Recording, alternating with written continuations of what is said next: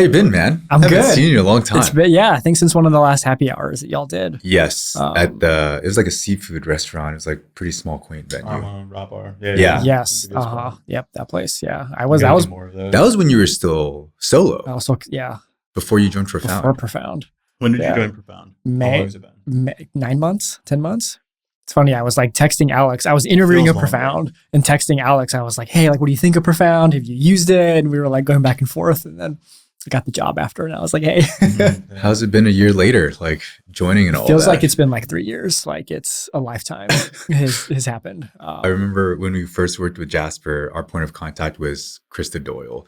And she made this joke that's just like lived rent free in my brain. She was like, oh yeah, I love extreme sports. I work in AI. It's like, yeah, you're just getting knocked like back and forth every single week with like a competitor launching new stuff. And Yeah. I mean, y'all have been staying ahead of things. It's like those photos of presidents where it's like 4 years go by and they age like 40 years. All the gray hairs come out. Yeah, I think that's happening to all of us. We haven't like, gotten that yet though. Yeah, there's a photo, like we take photos with all the new hires with James or Dylan, our co-founders. There's a photo of the three of us, and like I swear we all look like a year younger. And it's only been like a couple years younger, and it's only been like 9 months.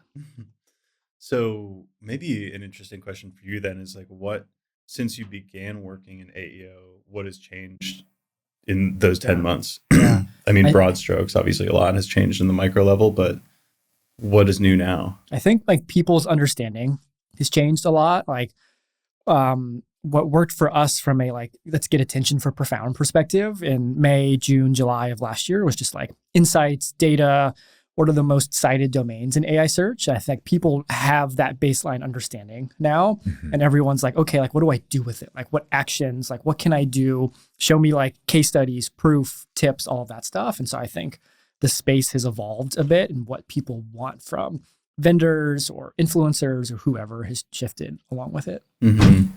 So a lot of people understand AI search more now than before, but there's still a lot of unanswered questions and a lot of uncertainties. Like you had mentioned, people want case studies. And one thing that I think about with case studies is like everybody had a finite set of metrics. We were looking at like rankings and keyword rankings and impressions and traffic. Whereas like if you're talking about AEO, then what metrics are you even using as a case study? And is it like, oh, we increased our AI visibility? Well, it's like, well, what prompts were you tracking? Did you like suddenly update the prompts you were tracking to include a bunch of like branded prompts? You know, it's like, that's an open question, right? Like what does a good case study in AI search even mean? Yeah. I think that's part of the evolution of the space too, is all the buyers and users are just getting more informed too of like, we know that visibility can change with the prompts you add or subtract and citations. I think it still comes down to revenue, like still easier with B2B SaaS with a, like, how did you hear about us question?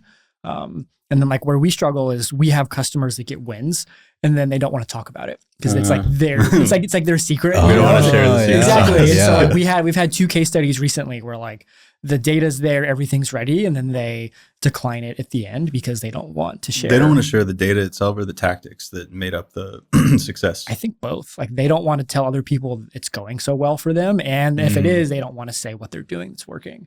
Yeah, I feel like we definitely already have that, even for case studies not around AEO or GEO, because they're like, hey, how do we not let our competitors know exactly what we're doing? So the case studies kind of have to be a little generic. I imagine, especially for AEO, like that's even more sensitive because everyone's trying to get that edge and be ahead of the curve. And they're like, we don't want to talk about this. We're just going to win and be quiet about it and just fly under the radar. Yeah. Are there things that y'all do that to kind of like go around it? Like when you do case studies for... Do you have to abstract like any specifics that would give a competitor an advantage? And we had one, actually, I think it's our only like exclusive AEO GEO case study. We just published last week. Yeah. This week, really recently. And they had a lot of their approach was in relation to competitors because they're a sort of challenger brand. There's 2 leaders in the space, and even talking about like some of the competitive like research that went into the strategy, which was core to what we did. We had to abstract that away because if we gave any names or any specifics around that, then it would immediately unlock like, oh, okay, like I can reverse engineer that as another competitor and kind of take that strategy. So it's a balancing act between being specific enough where, I mean, we're an agency. So what we're trying to say is like, hey, we're good at this thing called SEO or GEO. But we're not in the business of giving the client secrets away or necessarily like our secret sauce. So it's kind of a balancing act. But it also can't be so generic that you're just like, we increased traffic. Okay, by how much? Like, you know, did it result in revenue? Like, so you have to have some level of specificity. Yeah. So a question that we've been getting a lot, at least for me on calls with prospects, and I think it comes up with existing clients too. They're like, so how do we decide what prompts to track? Like, you guys talk to a lot of people. Yeah. How are you currently advising them? Because Yeah. we have our talk track, but for sure. Yeah, My talk track is an unsatisfying answer for the prospect. I'm like, you should be telling me what prompts like you want to track, right? And then when they're like, oh, I don't know, what do I do? There's like two things I look at in B2B SaaS, or if you have a like, how did you hear about us form? And someone says, I found you on ChatGPT, like just go ask those people what they typed in. You do that enough at scale and you build kind of like a good heuristic of what people are looking for. The second thing we look at is send a poll around your whole company and ask like all your employees or coworkers, like if you were to try and find a business like ours in ChatGPT, like what would you type in? Like make it easy, make a Google form, one question, have them submit it and kind of like build your own panel that way. I think that's like by far the best place to start. And I don't think most brands spend enough time figuring out what prompts they do track.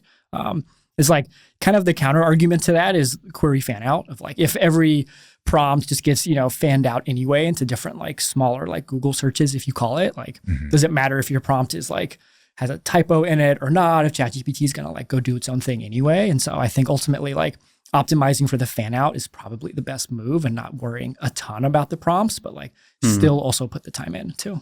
There's this weird interplay between keywords and prompts where it's still so intertwined, and that like the keyword in the SEO paradigm is kind of like the atomic unit of SEO. Everything's planned around that from a content strategy perspective, from a link building perspective, from a tracking perspective. And now it's like a keyword turns into a prompt, which is a longer version of a keyword in some sense. Yeah.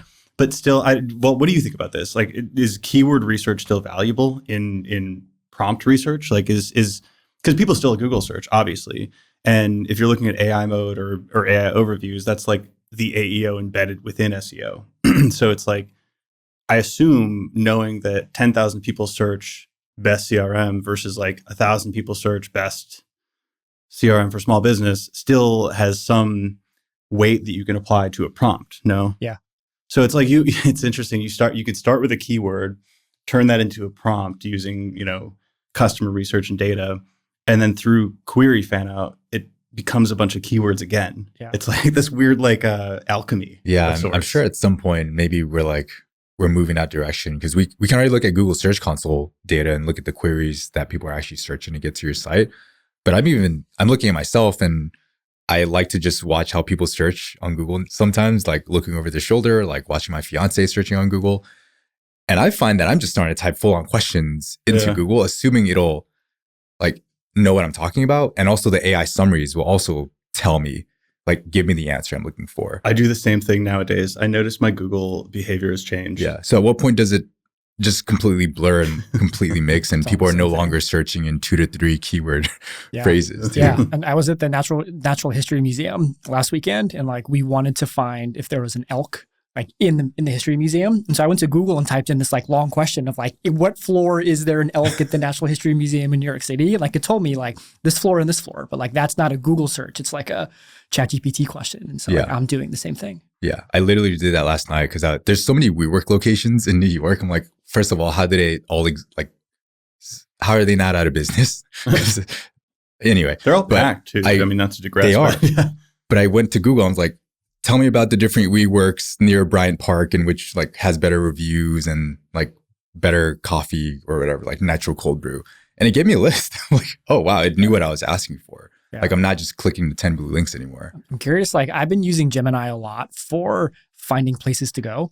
I feel like Gemini's integration with like Google Maps, it's so much better for me to ask Gemini like, hey, I want to go out in this neighborhood or this part of the city. Like, where should I go? You go to Google Maps and type in bar and like zoom in on like the Lower East Side. There's like a million different places, but like filter it for me. So I found that like a really interesting like behavior change for me. That's sort of getting built into travel apps too, right? Like Booking has like a LLM interface on top where it's like, instead of doing the manual filters for like 9-star hotels or 9+ rating, and you just type in and say like, oh, I want like a pet friendly place near the beach that has like great reviews, and it's all like verbal, and then it'll do the kind of like checkbox, like deterministic, filtering for you, which is interesting. It's like a user behavior change. It's not necessarily like as much of a platform change, because it's like the underlying filtering is still happening on Booking or, within Google Maps. It's still an index of restaurants, but now you talk with, it's like a conversational way of interfacing with it. So you mentioned Gemini, and I've been talking more about Gemini recently because like I follow people on Reddit saying they're moving from ChatGPT to Gemini. I find myself using Gemini more. I just trust Google with my data more than ChatGPT. I don't know how it impacts folks in B2B SaaS and like marketing, but seeing this trend of people talking more about Gemini rather than ChatGPT, and knowing that Google already has this infrastructure of like Google Search Console, Google Analytics, where they surface this data and the queries being searched, I wonder at what point they will decide to share some of this information or data. Like I would assume, or I'm going to guess that Google's going to be the first to provide that data before ChatGPT does. But in ChatGPT also just release ads. So I don't know where I'm going here, but some things that I'm wondering if folks are also thinking about for how we manage all of this. Do you think we'll get that data from any of these platforms? I agree. I think Google will be first. I think ChatGPT will also do it too. I think this like fragmented landscape of multiple platforms like helps validate the need for a Profound too. But that's my like, I work at Profound answer. So like, it's kind of like asterisk. It's interesting. What back to the choosing of prompts, y'all have a lot of customers and they're doing different things, I'm sure, but like, what are most people choosing for their prompts? Like my assumption is that most people are centering around bottom of the funnel or like sort of solution aware queries in the SEO context, where it's like, I'm looking for tools to, manage, client data, or what are the best CRMs or queries where it would naturally lead to a list of solutions. And because of that, that's where you get like a lot of the tactical advice on doing listicles and, getting mentioned on listicles and Reddit reviews of lists by nature of the prompts you're choosing, which are warranting lists, right?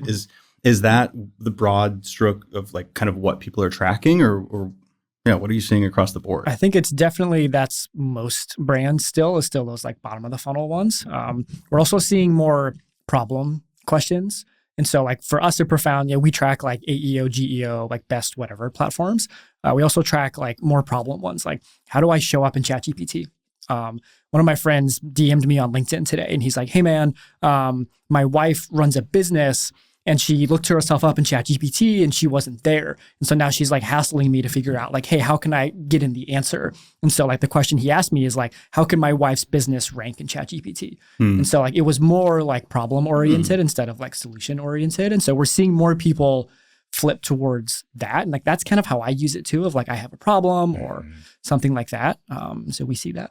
One thing, I think we heard this at Profound's conference, actually. I was there with Kate, our original research analyst, and it was mentioned in passing that people use ChatGPT like a diary.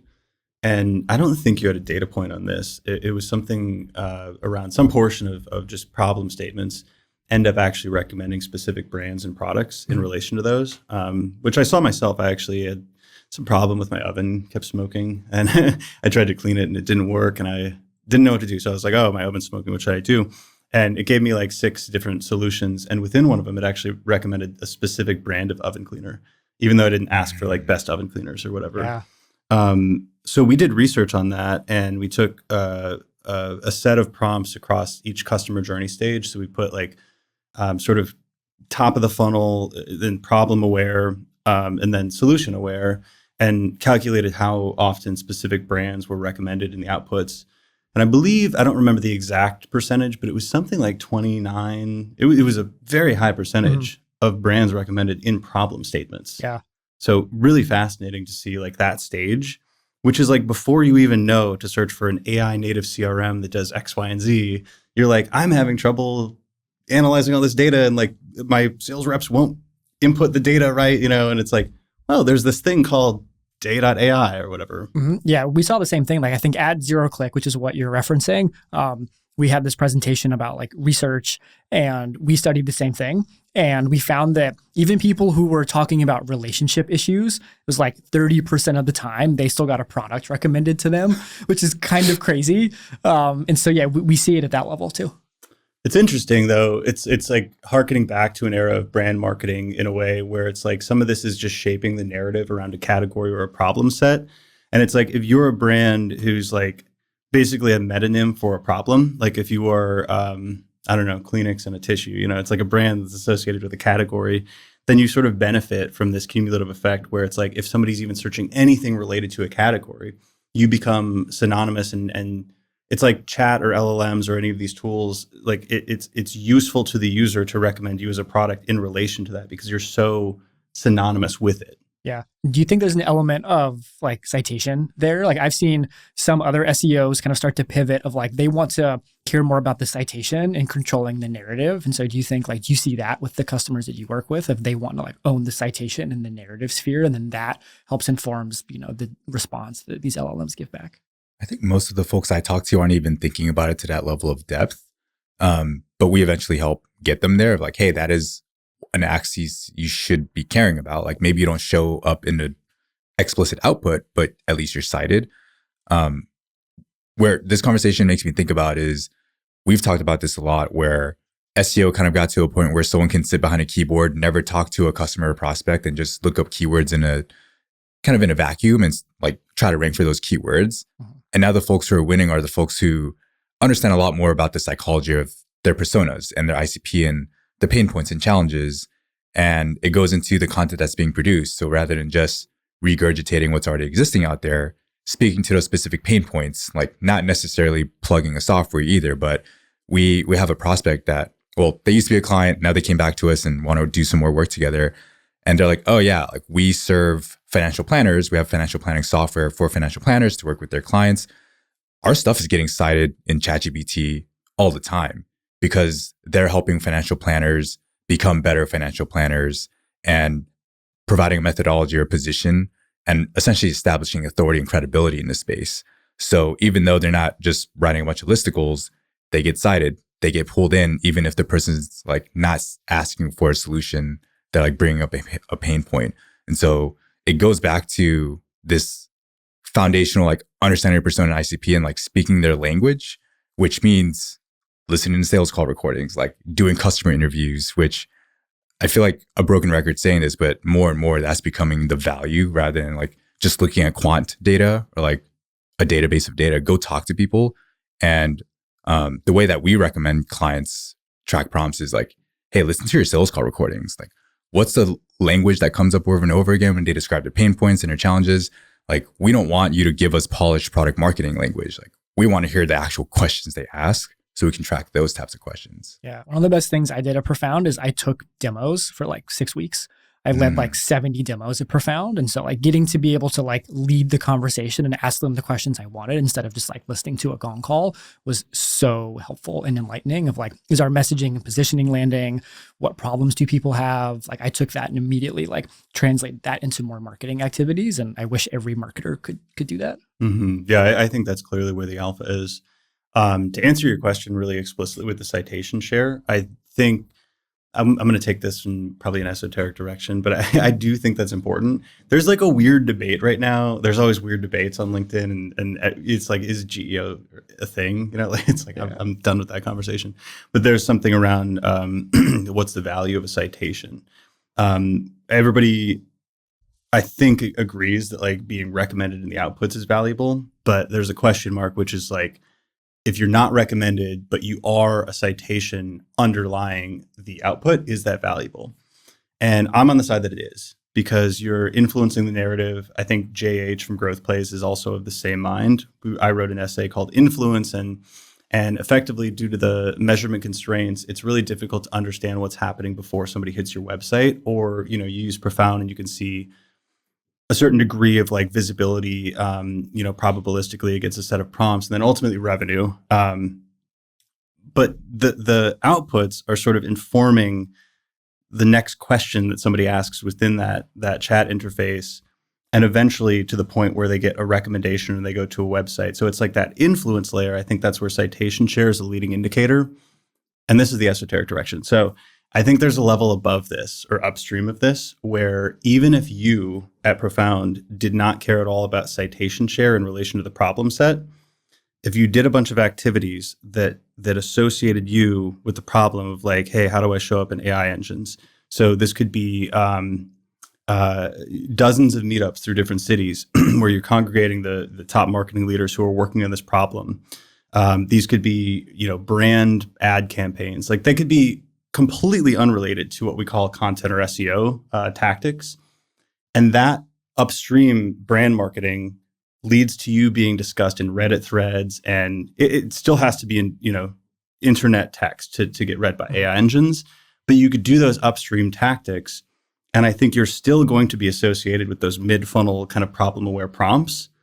And that's still going to lead to the good outcomes on the end. So it's like, even without you writing a page that answers that query or that question, I think there's tactics upstream of that can result in that.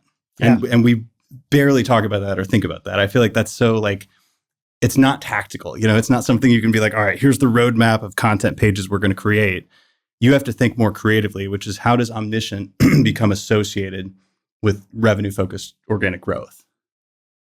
I don't know. Yeah. I think, brand has a huge like halo effect on that stuff. And I think that's why AEO is exciting. Like when we talk to prospects, it's not just SEO people or growth people. It's PR, comms, product marketing, brand marketing, even like developer relations. Like if you're like MongoDB, for example, like your documentation is not like this massive brand surface that could really like help you be more visible in AI search. And so yeah, brand is back. How do you see the breakdown of the different archetypes or titles that come to Profound? Like what does it look like right now? It's like, it depends on the stage and company size. I think at smaller stage, like B2B SaaS companies, it's mostly like head of growth, head of demand gen.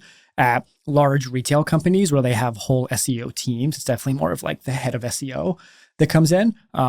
But like we've had some late stage SaaS companies, so like Series E, Series F, where we talk to a head of demand gen, and then their head of PR, head of comms also comes in separately, wanting to understand like, hey, how does this impact like the earned media landscape too? And so I think it's as you go up market, I think more titles kind of come in into play. I almost feel like PR's got some like larger influence on this than they're currently being given credit for. Yeah. It's like so much of the off-page stuff, like as a proportion, and you guys have the data on this, but like if you had the best optimized site in the world that answered all the questions, you're still only going to be one domain within the citation sources. So it's like, what are you, 5% of everything? Like 95% is like off of your website, right? It's like 5-10% is like your own surface, and then everything else is not. I find that fascinating. Nick, have y'all seen any patterns on, and the answer can be no, but depending on the customer and the type of person or like function, whether it's like SEO or PR or comms or like just a general like VP of marketing or demand gen, have you seen any correlation of who tends to run a stronger GEO program and increasing citation share and visibility and all of that? Because we've had a question of like who should own AI visibility. Yeah. And I think we landed on it's not like one single, maybe like I guess a CMO, but what function should own that? Yeah, for us, like it's definitely more of a like head of growth, head of demand gen. I think they're empowered more to make more of the decisions that will impact GEO of like content and like on page activities. The PR people we talk to like don't often have like a ton of budget. And so if they're the only buyer, then it becomes a more difficult sell. It's helpful for us if they're like an additional person on the buying committee, and then we can like rally multiple people and pull budget from different places. But it's still mostly like head of marketing, head of growth, head of demand gen who like drives most of those. Where do you think the biggest bottlenecks come into moving the needle in terms of the metrics where, you've got the understanding of the data, and let's say it is a head of growth running and owning that number? I would assume that there's certain avenues or lanes that are easier to effectuate. So like creating content on your website. We've worked with some companies where that's actually not easy. Like, it takes a quarter to get a page approved because there's so much legal and whatnot, hoops to jump through. But generally speaking, it's easy to publish a blog post. I would imagine doing anything on Reddit requires a lot more nuance and maybe a specific team who doesn't have those skills. Like, this is obviously going to depend on the company and the citation sources you're dealing with, but across the board, where's the bottleneck happening right now to actually move the needle on the metrics? Yeah. Some of it's just like internal resourcing. Like the amount of teams I talk to who don't have a content resource, who are like Series B, Series C SaaS companies, is kind of insane. It's a lot of them. And so I think that how I'm approaching this is that there's the resourcing and teams and content you can affect internally. It's like, how do you publish, blogs, listicles, whatever? Does your company let you write comparative content? Does your CEO let you name competitors? That's always comes up a lot. The first hurdle. And then from there, I think like that internal, like, on-page marketing, whatever you want to call it, that's easiest to influence. And then all the off-page stuff like Reddit, whatever, that's where I'm leaning more on like agencies to kind of take over and help drive some of that, at least until, because I think very few brands have a Reddit expert in-house. Profound, we have internal Reddit people who we like partner and assign to accounts. Like if you don't have that, then like, and you're just a marketer in charge of, hey, make sure we're visible on Reddit. Like, what do you do? I don't think anyone's ever really like had their full-time job be like a full-time Redditor, like a SaaS company. And so I think we're just still like early stages there.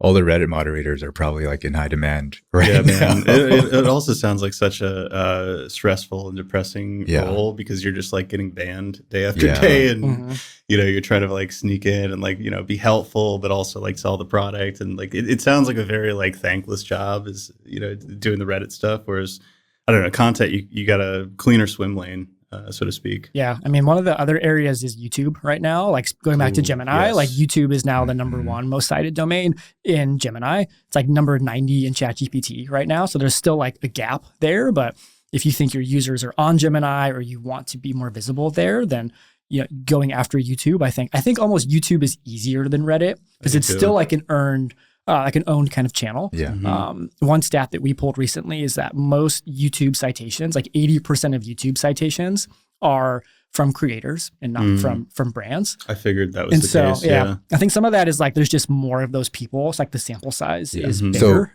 like just to give a tangible example, like let's say it's Clay. Like rather than Clay's channel showing up and getting cited, it's all the Clayagents. Is that what they're called? Clayagencies that are creating tutorials and how-tos of like, here's how I'm using Clay to do prospecting or enrichment in HubSpot or Salesforce or whatever. That's getting cited. Yeah. And so there seems like there's so much getting thrown out here. So there's like the Reddit marketing function, like that's kind of becoming more in demand. There's like video marketing, which we've talked about for SEO as well. So it kind of feeds two birds with one stone. And then now there's like your customer champions or like these evangelists who just love your product and perhaps are incentivized, because I know Clay's agencies. Do you think there's always like confounding data with the correlations like that? Do you think that it's mostly creators because brands aren't creating content, or do you think it's because LLMs are preferentially taking non-brand like external voices as like a higher sign of credibility in relation to the question? Yeah, I think it's both. I think it's like the authority of a third party is better than first party. I think most brands are terrible at making their own YouTube content, and creators are just much better at it. And there's more creators out there. So like those three things, like I think kind of combine. That feels like a sweet arbitrage for a creator. Yeah. Yeah, because brands don't want to create videos. Like I don't want to create a video of like the best SEO agencies. That feels super cringe to me. Even though I'll do a listicle and like write the text and my name is on the byline. If I were on a video and I'm like, all right, here's the top 5 SEO agencies, you're never going to guess number 1. Like, it just wait feels, until you get to number 7.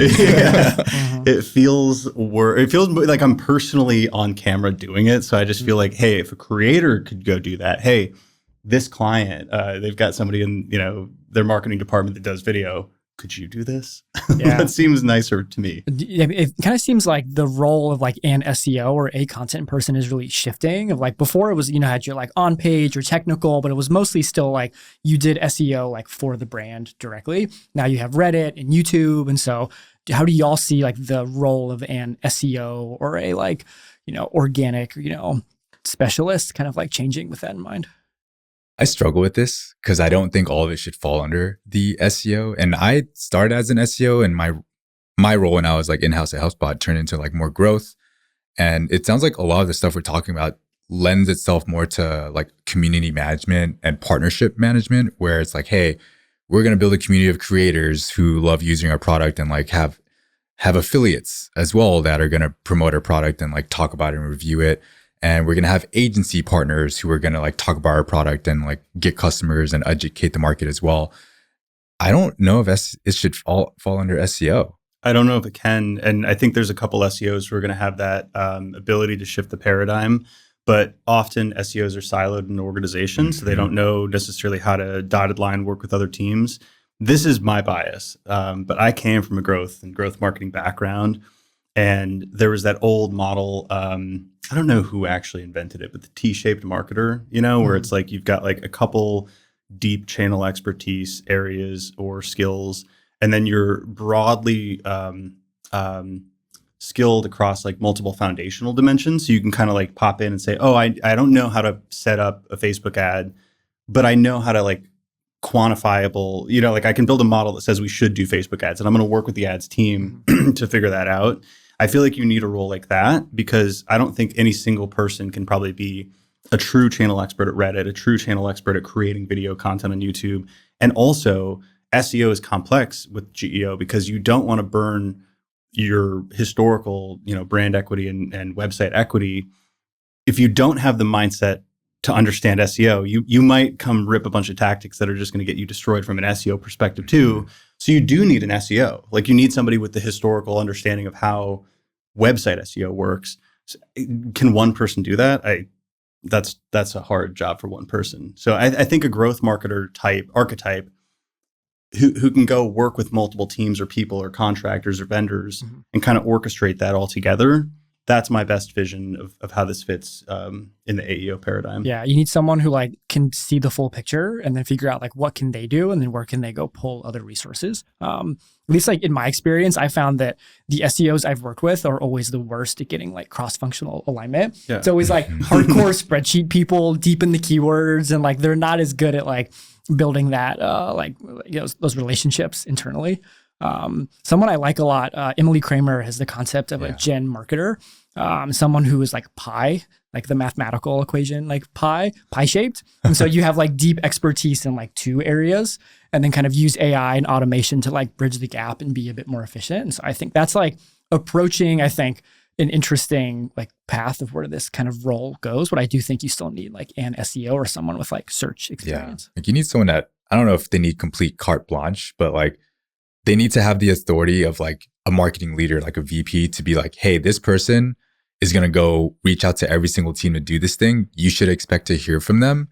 Please work with them. Because otherwise this person's going to come in and everyone's going to be like, you want me to do what? Like, how does that impact my goals and my metrics? So there needs to be some authority given to this person to be able to throw some weight around. Yeah. I also, on the point of like still needing an SEO, I wanted to ask you, because you do have this breadth of like data and teams you're seeing working on AEOs, as do we. But if you don't have an SEO who's kind of seen shit go wrong before, I'm imagining like somebody coming in new and just learning about AEO, and they're like, oh, query fan out. Like one prompt turns into 50 keywords. So therefore, logically we should produce 50 pages that target each of those keywords. Yeah. And like from an SEO perspective, if you have somebody in-house that's like been there, done that, they're like, don't do that. Please don't create a single page for every possible permutation of the best CRM for, every single type of person, right? Yeah. So I wanted to ask, like, what, you don't have to obviously name any specific like companies or examples, but like what kind of sketchy, like spammy stuff are you seeing? Yeah. That you're like, I don't recommend you. Don't do that, please. Yeah. So this is my hot take.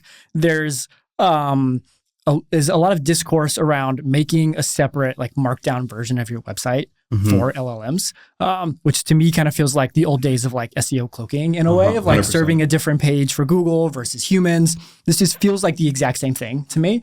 And I see it get recommended a lot of like, oh, have a markdown version of all your pages, serve that to ChatGPT or LLMs instead of your own content that humans see.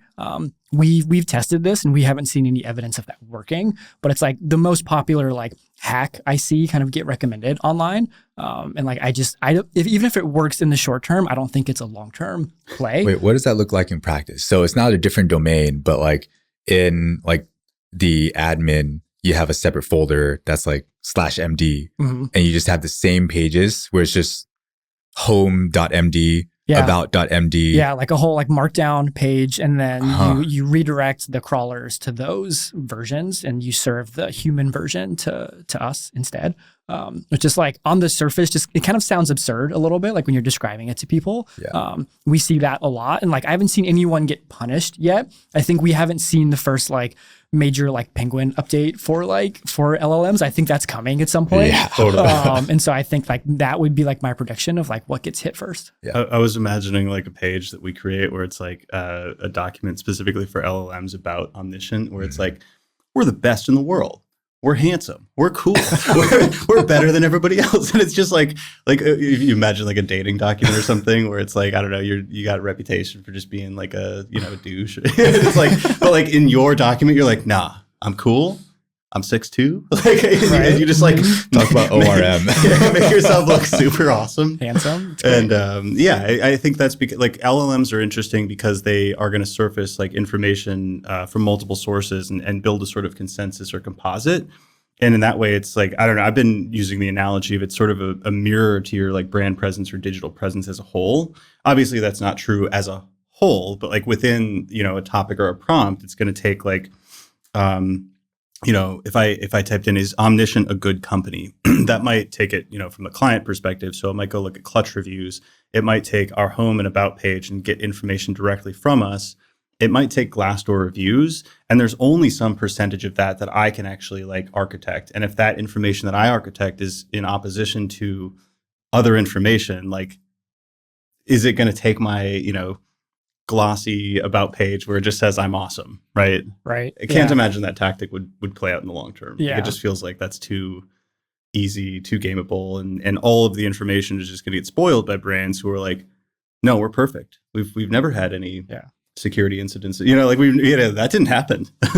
For sure. Do you have any clients who care about accuracy in the LLM response? Like not getting mentioned, but that like the mention is accurate? Yes. All the time. 100%. Yeah. Yeah. Especially more with the enterprise, I would say. Yeah. The older like companies that have been around for a while where maybe historically they positioned their product a certain way, or like they just recently launched a new product and they're like, hey, LLMs only talk about our old product. They don't talk about our new product yet. And which actually answers is a response to all the cons that it now produces about the old product. And so there's a lot of question about, can you help improve, like update the way that we're presented in LLMs, which goes into PR and product marketing. Marketing too. Yeah.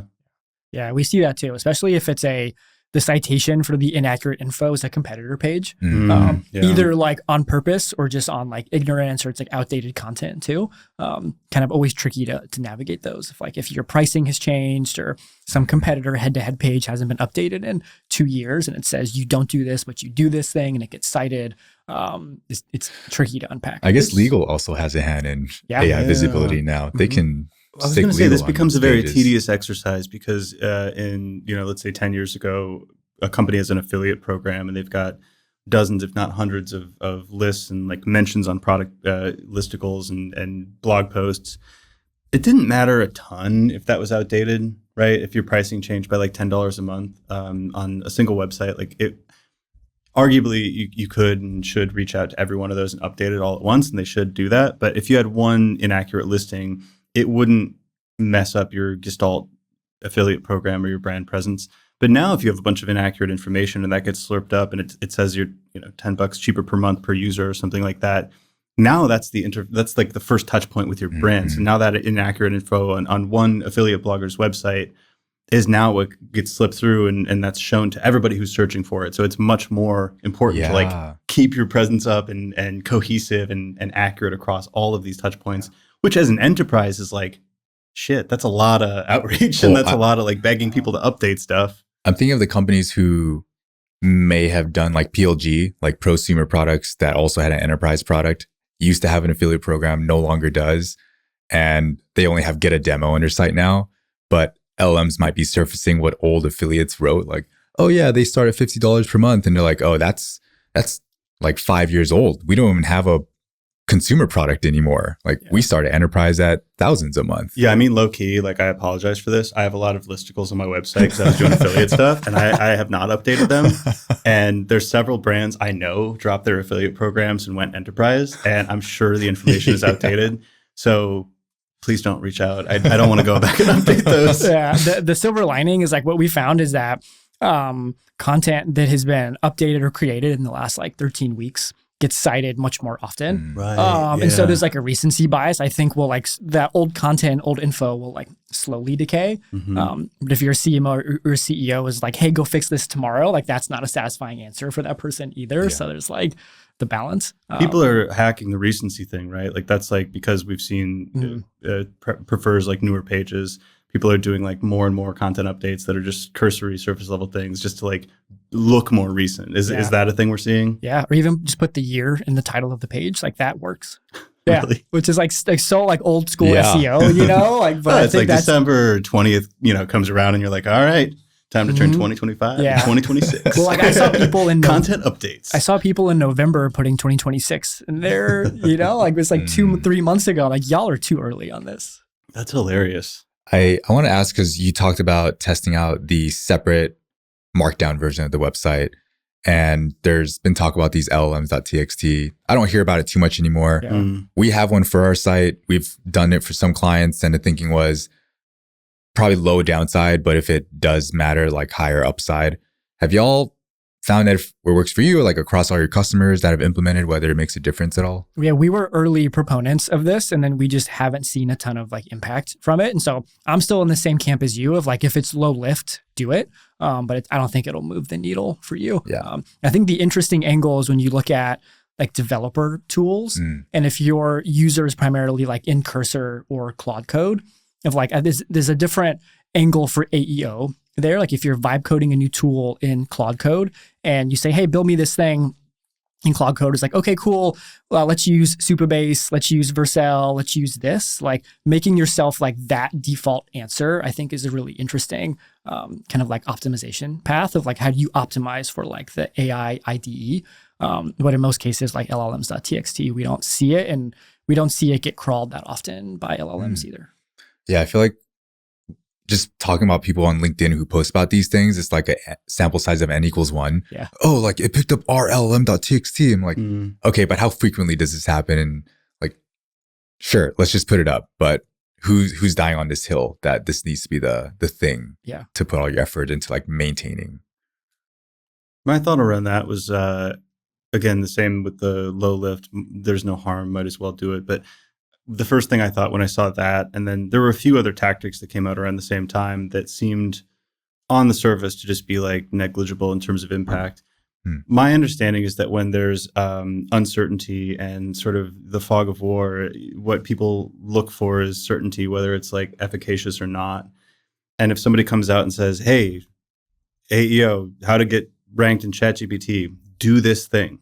That's extremely seductive to a marketing leader who otherwise could not give their CEO an answer. Like that, now they can say they have a roadmap where they're like, all right, we've got some comparison pages. We've got LLMs.txt. We've got 4 things we're going to try.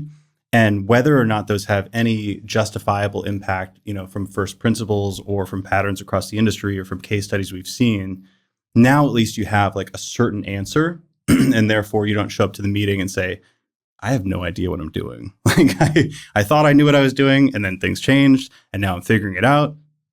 That's tough to say. No, most people don't want to say that. That's where I see a lot of that stuff coming from. Yeah, I think it's helpful. It's a good kind of like fallback to have like in your quiver. And then I think the leaders we see doing this well are people who are having that list of like checklist things to do and then going and executing on it super fast. I think you'd be surprised at the size of companies who are moving very quick at this, like large companies are like rallying tons and tons of resources to go and like move quickly. And so it's like, have the list of things and then go do it faster than your competitors too. What does moving quickly look like in this era versus say 10 years ago? Like what is the tactical difference? And like what are people moving quickly at?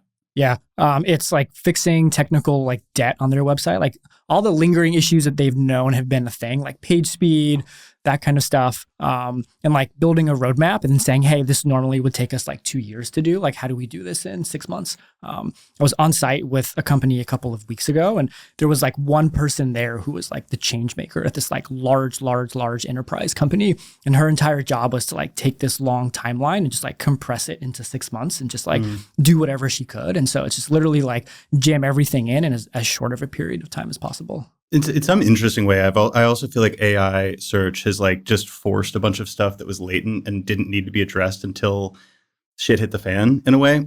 So we have this concept called the traffic trap, and it's effectively in sort of a keyword based world. You look at what competitors are ranking for that you're not, content gap analysis. You do some head term research, and basically you have this big list of keywords, and you sort it by volume. Sometimes you use filters for difficulty.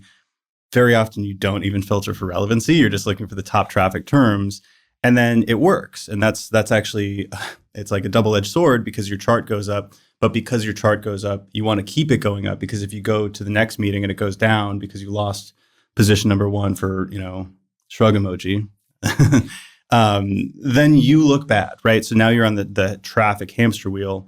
But AI search, because it decoupled clicks from revenue and sort of traffic from impact, it forced the discussion to say, wait, was that traffic valuable in the first place? And with AEO and like getting recommended, if technical issues were a blocker and they were sitting on the backlog forever because it was like, whatever, we're doing okay with SEO. If now all of a sudden you're invisible and that seems relevant to getting you visible, now it just accelerates that timeline. So I've seen that with many things. Actually, I wanted to touch on the comparisons and the alternatives too, because this used to be very taboo. Very few brands were willing to do it. Some startups were like, whatever, we don't have red tape, let's try it. But most, we wouldn't touch it. And we wouldn't push too hard with enterprises. Nowadays, everybody understands because of the game theory, it's a prisoner's dilemma, right?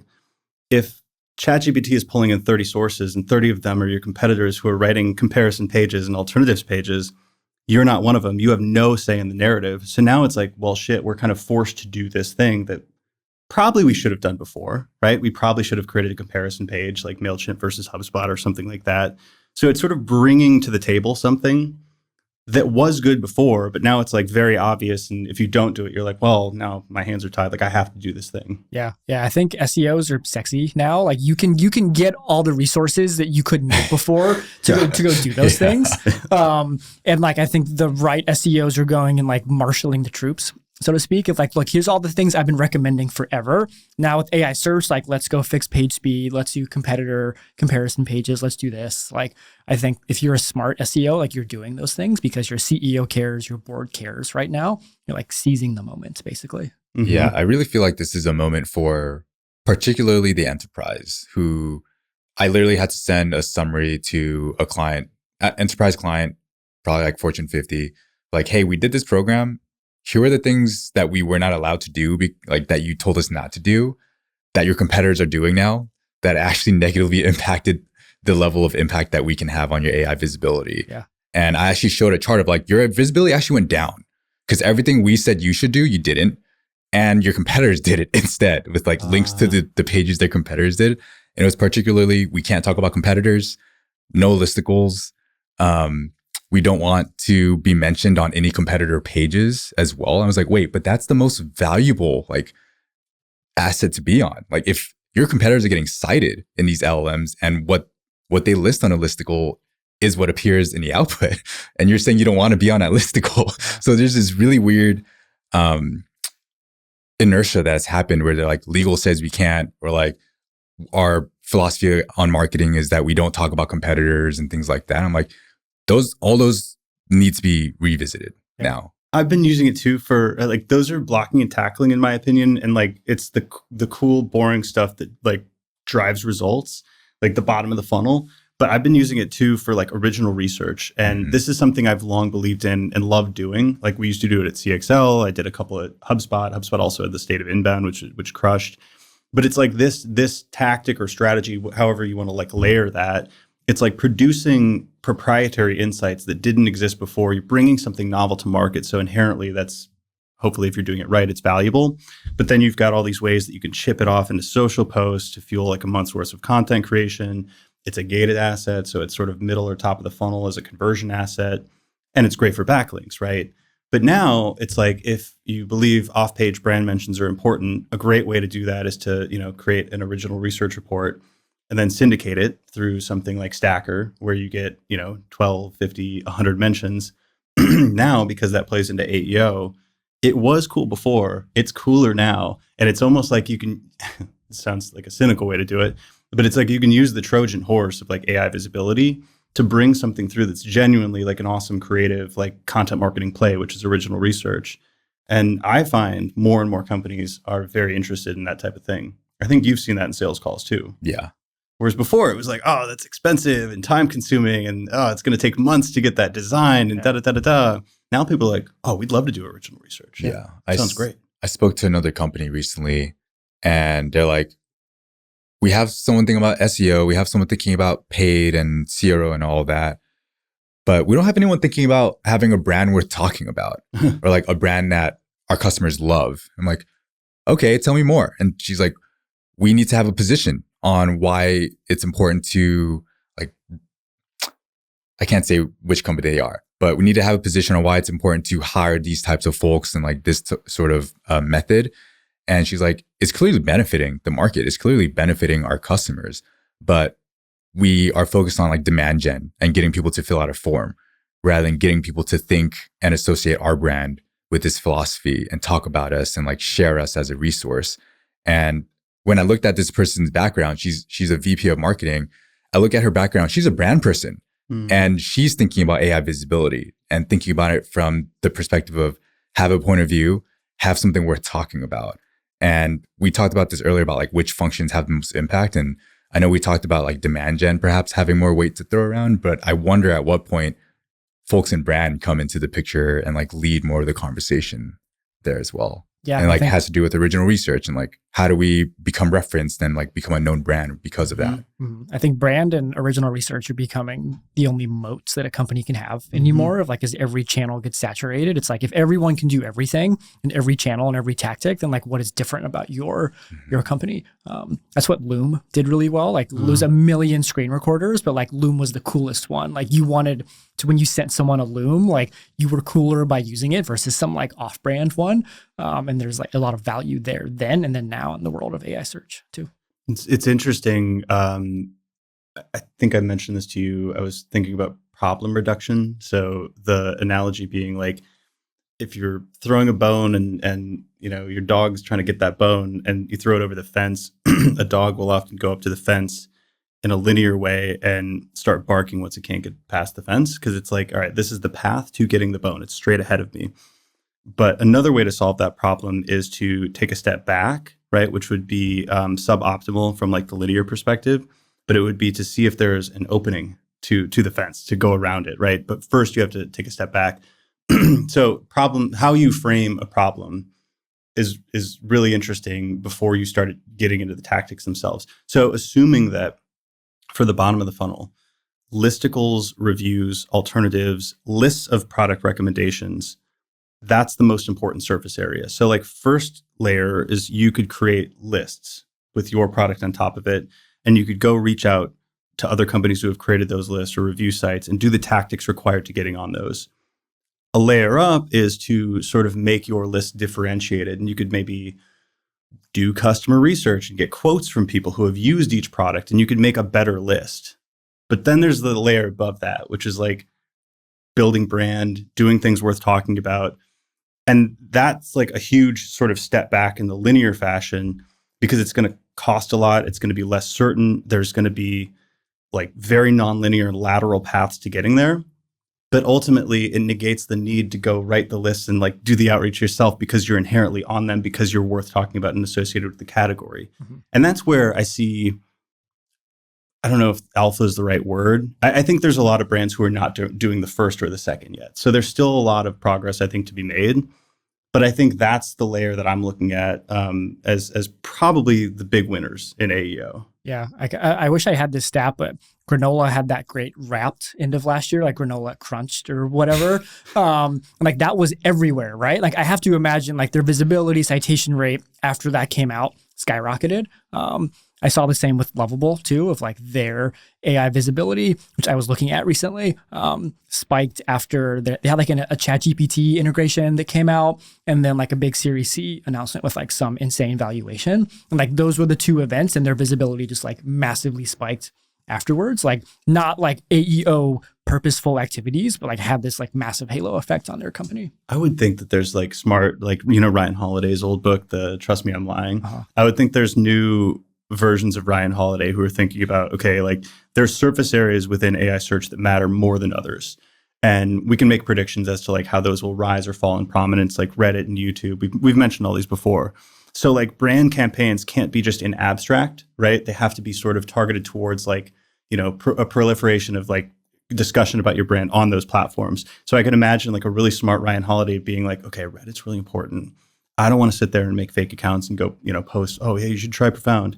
What campaign can I run that would make us naturally spoken about? And then I can amplify it with some ads. I can amplify it with a little outreach or something like that. Mm-hmm. But I would imagine there's a lot of like creative strategy behind some of these plays. I don't know if Granola thought about the AI search play there, but like, I think it's just two marketers at Granola too. Like it's like not a big team. So impressive. Yeah, we'll see when this comes out, but Profound is about to come out with the brand campaign in February. And so like that's part of what we're looking at too, is like not just the out of home component, but like how do we kind of like make that like whole impact a lot bigger across digital by getting more and more people to share and talk about it. I'm very curious. You obviously can't share anything about this. You come back to me in a month. Those are probably the type of tactics that you're talking about too in case studies that for great reason people don't want to share.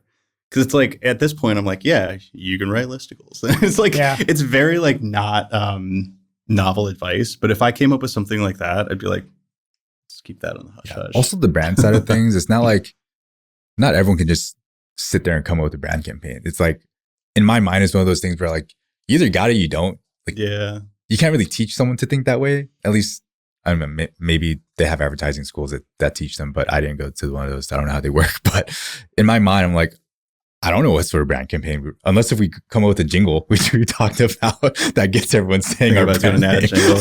Yeah, I support this 100%. We were sitting at Chip City last night just riffing on like dumb ideas, and we were like, oh, what if we had a slogan? What if we had a jingle? And I was like, jingle's great. Let's do a jingle. Jingle is great. I don't, can that be trained? There's naturals. Like the thing that I thought of when you mentioned that is like a P.T. Barnum, who just naturally knows how to drum up attention around something and like knows the right angles and stories. And I feel like there is a certain like archetype of brain that thinks that way. Good digital PR people think that way because they're looking at like media and like a sort of like broad set of journalists and bloggers, and they'll parameterize it to like a certain type of journalist. Like if you're doing a business digital PR campaign, you're like, okay, like what's important? You know, Forbes, Business Insider, whatever. And consumer could be different. I don't have this brain. This is why I'm struggling with examples here. But from talking to a few of them, this is very much Ryan Holiday. They'll think, okay, what's like worth talking about for them, and how can I back into a campaign where we're the source of that? And sometimes it's very sort of data backed and boring, so to speak. It's like original research. It's like, okay, we know that like AI replacing employees is like a hot topic, so we're going to do like a study, and this, you know, the study's going to be semi-controversial, and we're going to seed this, you know, we're going to, you know, send a bunch of emails to these people because these people are who the journalists listen to, and they've got these systems brains around like sort of buzzworthy campaigns. But I find that archetype thinks that way. Yeah, like this morning, I was walking to the WeWork. I looked at the billboards because I like seeing who's advertising and how they're advertising. It was literally a robot like embracing a woman. And a tagline was like, finally customer support that actually cares. And it was like bland. Like the fact that I'm recalling this right now, like bland.com. And I guess it's an AI customer support agent. And I was like, someone had to sit there and think, how do we show that we care with AI? Oh yeah, let's have a robot embracing a woman. Like, okay, like odd, but for some reason stuck out. I took a picture, I sent it to my fiance. I'm like, isn't this silly? Oh, that's a good one too, because it's sort of an inversion of what most people would think. And honestly, it's an inversion of reality. Like, I don't want to be too, I don't want to denigrate these companies too much. I'm not judging it. I'm just saying, like, stood out. I use like a product that I love, Aura Ring. They have like exclusively AI customer support until like something gets escalated up, and it genuinely makes me want to like throw my Aura Ring away. Like I'm like not an anti-AI person, but like there's a certain like element where you're just like, can I just get a human to just like type back to me? Right. Yeah. One of my favorite brand campaigns was from RHO, RHO. Mm-hmm. They like hired and they bought out like 80 billboard trucks to drive around SF. Their buyer is Founders. And it's like a banking kind of platform. And all the trucks just said lock in. And it got tons of like viral impressions on Twitter and everywhere else. Just like a bunch of billboards, like just driving around SF for like 6 months. They all said the same thing. Yeah, it was like kind of like a lifestyle shot of like a founder with headphones and a laptop and like huge text just says like lock in. I thought that was awesome. Can you, I don't know if you could talk about this, but you did like an alternatives campaign like in real life and in a competitor's conference, yeah? Yeah. We, all of our larger competitors, like the SEMrushes of the world, they have their own events. And like our thing is doing digital billboards, like trucks. And so when we did our zero-click events, we had a zero-click truck, parked outside of our venue. When we needed a new office space, we had this like truck that drove around Union Square. It was like, hey, we need a 17,000 square foot office. People saw that and thought that we were doing like a fun marketing stunt. It's like, no, we needed an office. And so we're becoming kind of known for this like truck play. And so when SEMrush and Ahrefs had their own conference, I was like, I'm going to find a billboard and put a big QR code on it that says get 80% off of Profound and have it just like drive around their conference. Part of like Profound's marketing ethos is like maximal like aggression, basically. Like do like the really kind of hard, aggressive thing that gets attention. And it worked. You guys are okay being annoying. Yes. Yeah. Which is like, it's contentious too. Like we're like figuring out what that looks like this year of like, how do we build our relationship with SEOs while also being this like challenger upstart kind of like brand in a new space. But yeah, we're becoming the I guess, I mean, well, like, if you're for everybody, you're for nobody type of thing. So like inherent in like being noteworthy is like you're going to probably alienate some people. So like who you alienate is an interesting question. I think what I was going for there is like doing the sort of like 80% off at a big competitors conference is like a very analog like IRL version of like Ahrefs alternatives listicles. Yes. And I don't know if there's a downstream effect, but I would assume that there's some portion of people at that conference who write content around this stuff. And like, who knows? Maybe in their brain when they're doing an Ahrefs alternatives listicle, it's like Profound. Yeah. Like they were the ones with the billboard. Yeah. People like, I got all my LinkedIn DMs were like full of like during the conference, like that stuff happening. Do you know how that idea happened? I had this idea. We knew the trucks were working for our own promotional event. And so I like went into ChatGPT, had it mock up an image of the truck with like a QR code and like the offer on it. Slacked it to our CEO and I was like, hey, I want to do this. It's like not that expensive. Can I do it? And he was like, yeah, go for it. It was like a 5-minute conversation. It was like not even like, let me think about it or whatever. It was like, yeah, do it, mate. Like, let's go. This is where I wish we could do campaigns like that, but I feel like agency world, like it's so fractured. Like there's not like a single big player where we could attach ourselves and sort of be the, I'll talk to you about something. You got an idea? It's not going to be shared. Ben had an idea too, and I don't know, we probably won't run with this, but like there's a new crop of like agencies coming up that are like heavily AI fueled, and they'll say like human in the loop, like the outputs are genuinely like pretty, like AI slop is the word people use. And it's like we have pretty good oppositional positioning to that because we root ourselves heavily in voice of customer, ICP data, business acumen. It's really rooted in the strategy itself. And then it's like, hey, if the strategy warrants, 1,000 pages, we can do that. But if it doesn't, we're going to do 10 pages. It's like the volume is not the play. And he had an idea around like, it was similar. It was like, free onboarding for customers of this agency. Again, I don't think we'll do that, but it is interesting. You're writing this down. Do you want to do this? I have many ideas.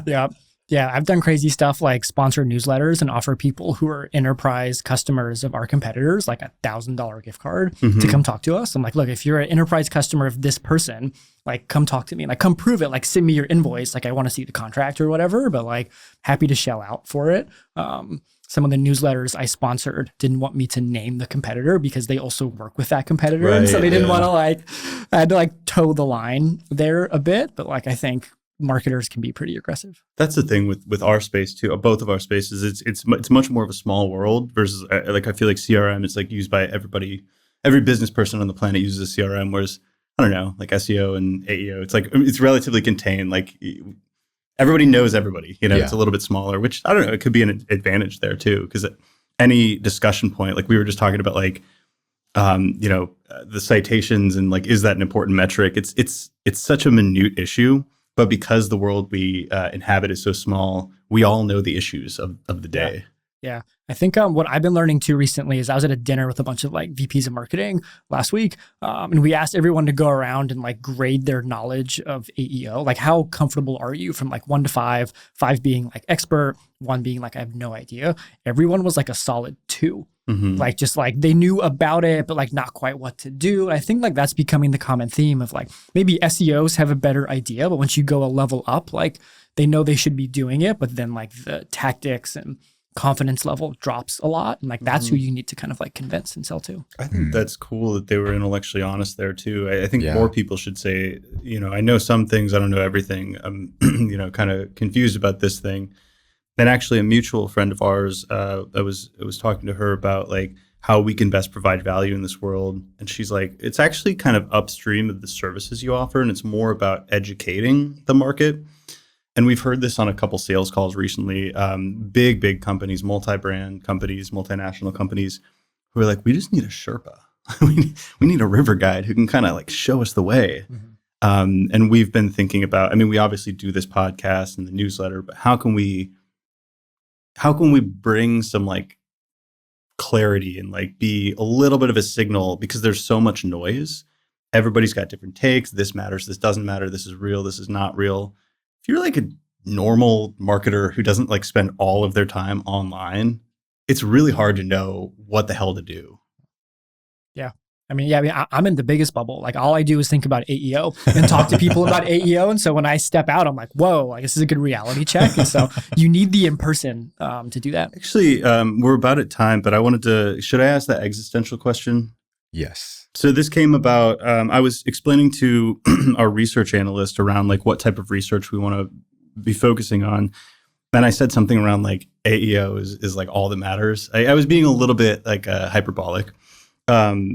But basically, this question was posed back to me from my little AI CRM. It was if AI search is all that matters right now, then there's a little bit more question here. But if this is a transitional moment and AI search, as we know it now, gets disintermediated, or I could add if it gets culminated in one interface, Google becomes AI, if what we know as AI search now changes, and it's different in 2 years, how do you still invest heavily in the present without overcommitting to that specific future? Yeah, I think everything is moving so quick that you have to do all the stuff right now. You can't not do something. And that the risk of inaction is way more than doing a bunch of stuff now and then the space changing in 2 years. And so you see it, I think, with ChatGPT and Gemini of I think last year ChatGPT was the clear winner in this space. Google was screwed. Their stock price was low. Now it's almost reverse, where Google seems they have the upper hand, and ChatGPT or OpenAI is scrambling, code red, all of this stuff. And so that happened in the span of 3 months. 4 months. And so I think that you have to always be working and doing the stuff now, because you might not even last for 2 years at this point. And then for Profound too, there's got to be some level of pulling out augmented services or capabilities where it's not if prompt tracking was the starting point, you have to assume that that's not the end point, right? So that's why workflows and content creation come into play. And for us, it's people have questions on their prompt visibility now, but it's in a year or two, that's probably not going to be the main thing people approach Omniscient with. It's how do we action on the off-page gaps, or how do we create content that also gets echoed and our brand messaging is cohesive. And right now we need to guide them to that, but eventually they're going to come to us with the deeper understanding. Yeah, it's thinking about the second, third, and 100th questions that come after what is my visibility in AI. That's kind of where my head is at now. Yeah, I think it's like content is the next play by far of like, how do you like automate and kind of like build content systems around it? And I think like the CMS is the next place that's, I think, ripe for AI search disruption. I'm personally very anti CMS. Which we could go down the rabbit hole. I talked to someone yesterday. He's like, yeah, I saw you like respond to some LinkedIn comment like hating on this CMS. I was like, it's true. Like I don't like most CMSs. I'd rather have like a GitHub repo and cursor and just like rapidly go through a bunch of stuff. But I think we'll see a like AI search CMS come out that has like native support for all of these, plus like prompts, content creation, all kind of like wrapped into one. That could be the next thing. I saw one. They reached out for an inclusion on one of my listicles. They're a YC company. Can't remember the name. I wish I could shout them out. I think I sent them to you. I think I know who they are, and I'm going to purposely not say their name. Yeah, exactly.